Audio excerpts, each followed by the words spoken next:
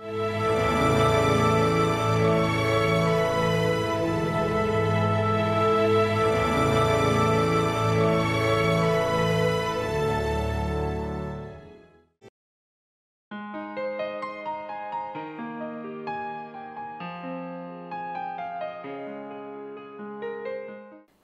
शिक्षार्थियों, राष्ट्रीय मुक्त विद्यालय शिक्षा संस्था की ओर से आयोजित माध्यमिक स्तर के आपके पाठ्यक्रम में संस्कृत साहित्य विषय पर आज की कक्षा को लेकर के मैं doctor Nandita Arya, research associate, Sanskrit दर्शन एवं वैदिक अध्ययन विभाग, बनस्थली विद्यापीठ, आज आपके सामने उपस्थित हूँ। आज का हमारा जो पाठ है उसमें हम काव्यशास्त्र विषय के बारे में पढ़ेंगे। जैसा कि पिछली कक्षाओं में भी आपने काव्यशास्त्र विषय के बारे में पढ़ा है, काव्यशास्त्र इस शब्द से आप परिचित हैं, लेकिन एक बार फिर से काव्यशास्त्र के बारे में बात करते हैं। काव्यशास्त्र क्या है? तो काव्यशास्त्र, आप इस शब्द पे जब ध्यान दें, आप देखेंगे दो शब्द हैं, काव्य और शास्त्र।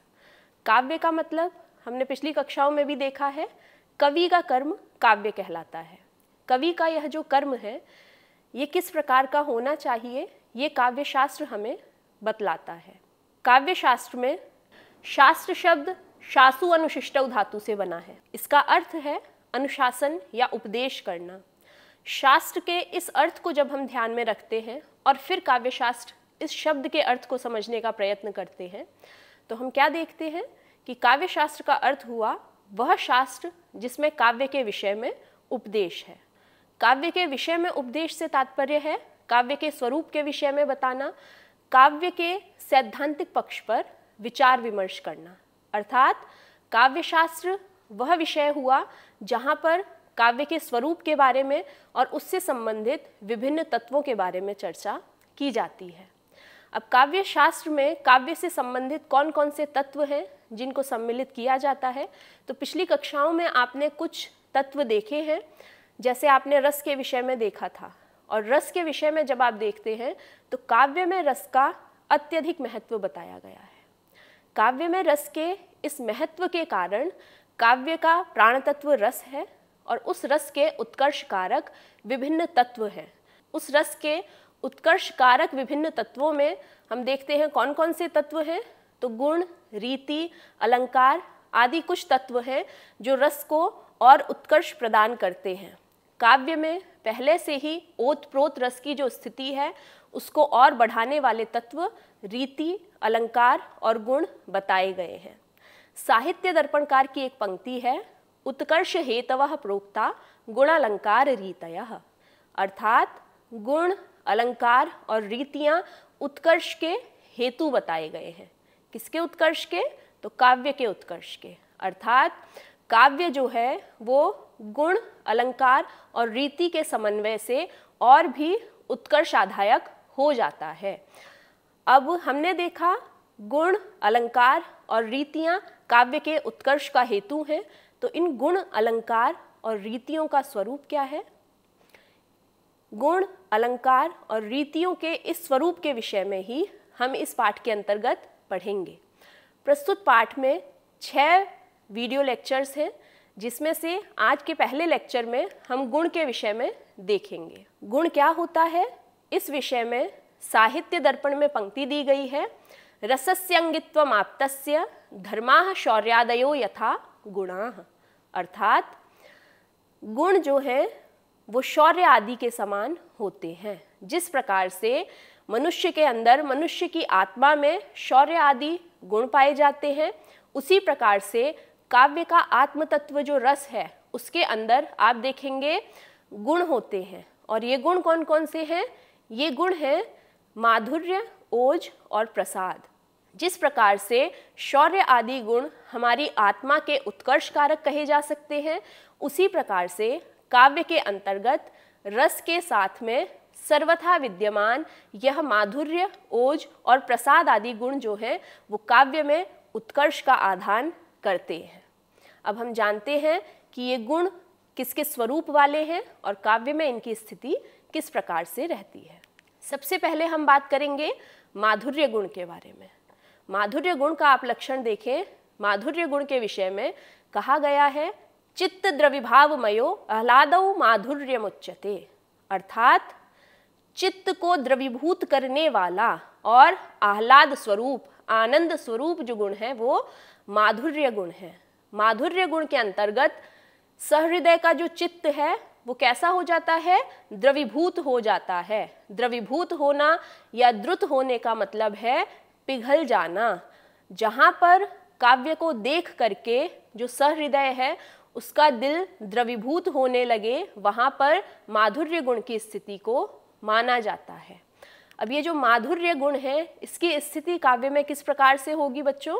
तो शब्द और अर्थ की योजना के माध्यम से, पद्य के अंतर्गत शब्दों का जो प्रयोग है उसके माध्यम से माधुर्य गुण का संचार काव्य के अंतर्गत होता है। इस माधुर्य गुण का जो उत्कर्ष है वो हम देखते हैं श्रृंगार रस के साथ में होता है। हमने बात करी थी रस काव्य में किस प्रकार के होते हैं? आत्मस्वरूप होते हैं, और रस जो है उसके लिए गुणों का अत्यधिक महत्व है। तो रस के साथ में गुण की स्थिति है, इसलिए गुण के संदर्भ में रस की बात निश्चित रूप से होगी। तो रस में संयोग श्रृंगार जो है वहाँ पर माधुर्य की स्थिति होती है, करुण में होती है, विप्रलंभ श्रृंगार में होती है एवं शांत रस में होती है। यहाँ हमने 4 रसों की बात करें और आप देखें ये जो 4 रस हैं इसमें क्रमशः उत्तरोत्तर माधुर्य जो है वो ज़्यादा आह्लादकारक होता है, आनंदप्रद होता है। माधुर्य का जब हम सन्निवेश करते हैं काव्य में तो वहाँ पर या तो शब्द प्रयोग कम समासों वाला होगा या फिर समास से रहित होगा, अर्थात माधुर्य गुण की स्थिति में पद रचना जो है समास रहित या कम समासों वाली होगी।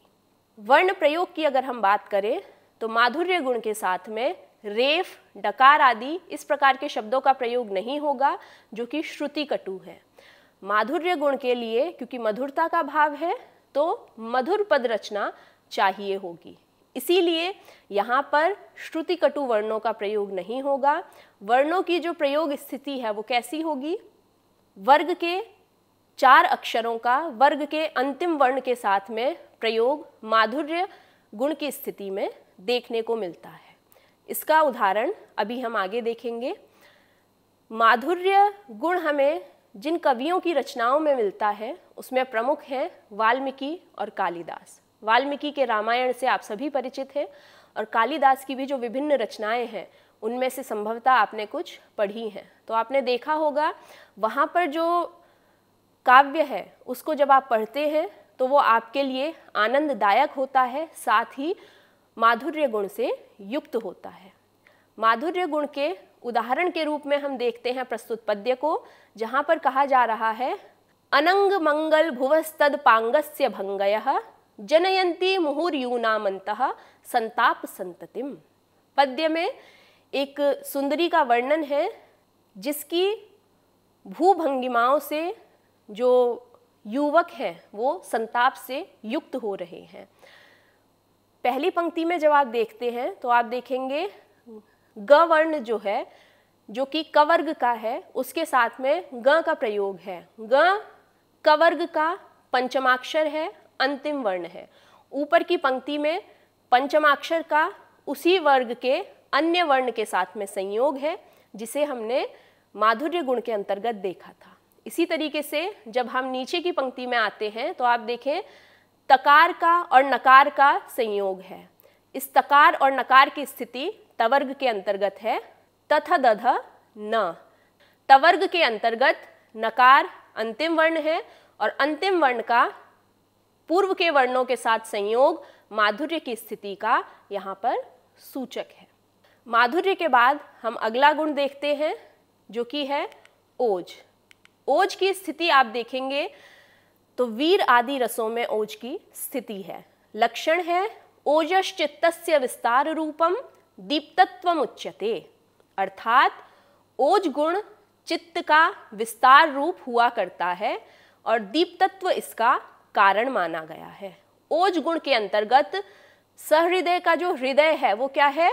उष्णता से भर जाता है।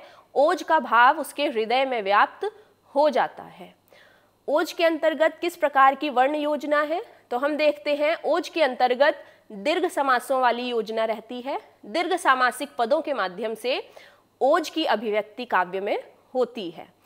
रसों में वीर, विभत्स और रौद्र रस के साथ में ओज गुण का बहुत अच्छा प्रयोग होता है, क्योंकि ओज का जो भाव है वो कैसा है, जहाँ पे व्यक्ति जोश में है, तो जोश के क्षणों में जिस प्रकार का शब्द प्रयोग किया जाएगा वो कैसा होगा, श्रुति कटु वर्णों का प्रयोग होगा, महाप्राण वर्णों का प्रयोग किया जाएगा। तो इस प्रकार से ओज गुण के अंतर्गत श्रुति कटु वर्ण और महाप्राण जो वर्ण है वो ओज गुण की अभिव्यक्ति में सहायक सिद्ध होंगे। आइए उदाहरण के माध्यम से ओज में इन वर्णों के प्रयोग को हम देखते हैं। उदाहरण है चंचद भुज भ्रमित चंड गदा विघात संचूर्णित और युगलस्य सुयोधनस्य स्तयानावनद्ध घन शोणित शोण पाणी रुत्संष्यति कचांस्तव देवी भीमः। प्रस्तुत पद्य में भीम के द्वारा सांत्वना दी जा रही है द्रौपदी को कि दुर्योधन के वध के माध्यम से भीम जो है वो द्रौपदी के प्रतिज्ञा को पूर्ण करेगा और उनके केशों का संयमन करेगा। वीर रस की स्थिति है, भीम की जो वक्तव्य है उसमें ओज गुण व्याप्त है। हम देख सकते हैं दीर्घ सामासिक पदों का प्रयोग है। पद्य की पहली पंक्ति आप देखिए, पूरी की पूरी पंक्ति समासबद्ध है। इसी तरीके से पद्य की जब आप तृतीय पंक्ति को देखेंगे विद्यार्थियों, तो आप देखेंगे कि वहाँ पर भी पूरा का पूरा सामासिक पद प्रयुक्त हुआ है। शब्द प्रयोग की हम बात करें ओज में, तो हमने देखा था वहाँ पर श्रुति कटु वर्णों का प्रयोग है। आप देखें चवर्ग का जो प्रयोग है वो यहाँ पर उन श्रुति कटु वर्णों की स्थिति है। महाप्राण जो अक्षर है वो वर्ग का दूसरा और चौथा अक्षर हुआ करता है। भ, ध, घ ये सभी वर्ण महाप्राण वर्ण हैं। तो इस प्रकार से प्रस्तुत पद्य में कवि के द्वारा वीर रस के लिए ओज गुण को चुना गया है। आगे हम देखते हैं प्रसाद गुण की स्थिति को। प्रसाद गुण गुणों में तीसरा और आखिरी गुण माना गया है। प्रसाद गुण के विषय में कहा गया है चित्तम व्याप्नोति यह क्षिप्रम शुष्केंधन इवानलः सप्रसादः समस्तेषु रसेषु रचनासु च। अर्थात जिस प्रकार से जो सूखा ईंधन है, यानी आप देखेंगे जैसे सूखे पत्ते जो होते हैं उसमें यदि आप आग लगाते हैं तो कितनी सहजता के साथ अग्नि जल उठती है। इसी प्रकार से जो प्रसाद गुण है उससे युक्त जो काव्य होगा, उससे युक्त जो पद्य होगा, आप जब उस पद्य को पढ़ेंगे तो कैसा होगा, वो शीघ्र ही आपके हृदय में उसका अर्थ समा जाएगा।